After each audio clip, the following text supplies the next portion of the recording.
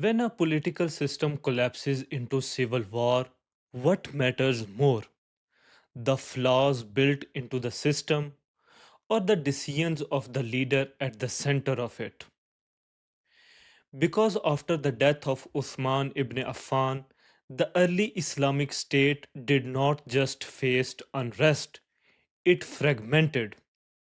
And that fragmentation led directly to first civil war. So the real question is this: was the breakdown inevitable, the result of structural weaknesses, or did Usman's policies accelerate a crisis that could have been contained? The answer is not one or the other. It is the interaction between the two. Structural weaknesses created pressure. Usman's policies shaped how that pressure was distributed and ultimately how it exploded. To understand this, we need to look at three layers: the structure of the early caliphate, the policy choices Usman made, and how those two combined to produce fragmentation. Let's start with the system itself. The early caliphate expanded at an extraordinary speed. Within a generation, it controlled vast territories across the Middle East and beyond. And here is the problem: its political institutions had not expanded at the same pace. There was no fully developed bureaucratic state, no deeply institutionalized system for succession, no standardized mechanism to manage elite competition across regions. Instead, the system relied heavily on personal authority, moral legitimacy, and informal networks. Now, this worked in earlier phases, especially under Umar ibn al Khattab, because strong central control compensated for institutional gaps. But as the empire grew, those gaps became harder to manage.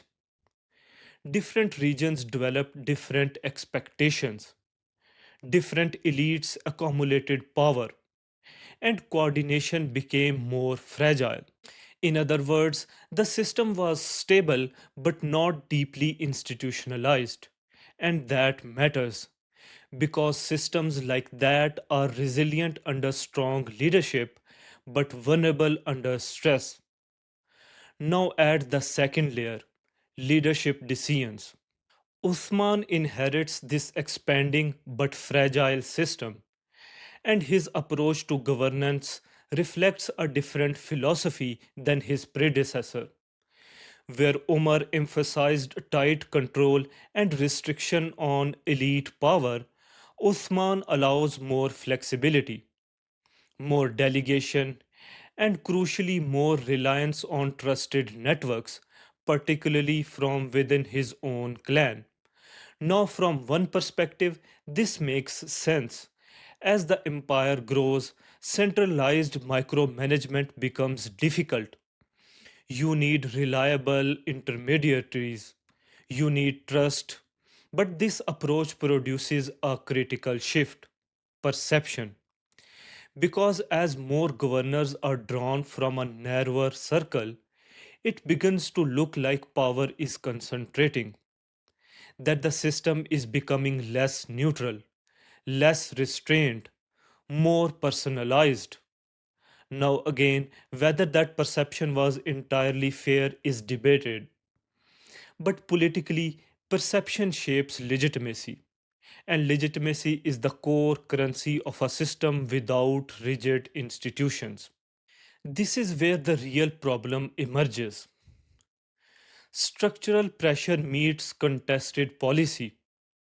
The expanding empire creates rising expectations: more wealth, more competition, more demands for inclusion and fairness.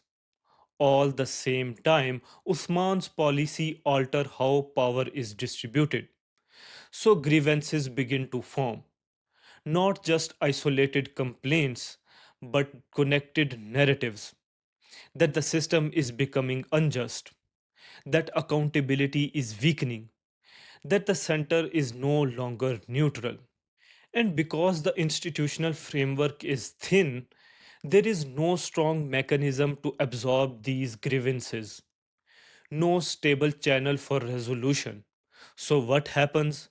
Pressure moves outward into protest, into regional unrest, and eventually into open rebellion. And this is the critical turning point.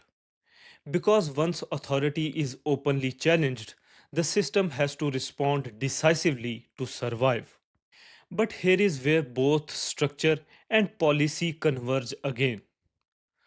Uthman faces a dilemma: act forcefully and risk escalating conflict, or act cautiously and risk appearing weak.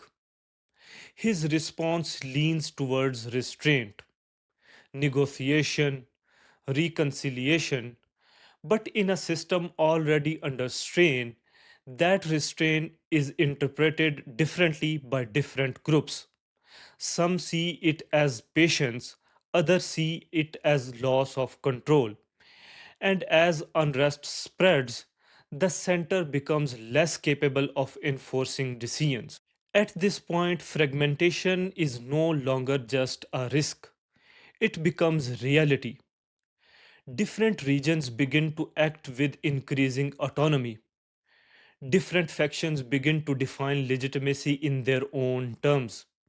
And once that happens, the unified political order starts to break apart. So, was fragmentation caused by structural weakness? Yes. A rapidly expanding state without deep institutions is inherently vulnerable. But was it shaped by Uthman's policies? Also, yes, because leadership determines how structural pressure is managed. And in this case, policy choices affected perception of fairness, distribution of power, and the credibility of the center. The key insight is this: structure creates the conditions, leadership determines the outcome. So, the fragmentation after Usman's death was not inevitable, but it was made more likely by the system he inherited. And it was not solely the result of his policies, but those policies shaped how quickly and how intensely the crisis unfolded. In the end, civil war emerged from the interaction of both a system under strain and decisions that unintentionally or not amplified that strain. Because in history, collapse rarely comes from a single cause. It happens when underlying weaknesses and human choices start to reinforce each other.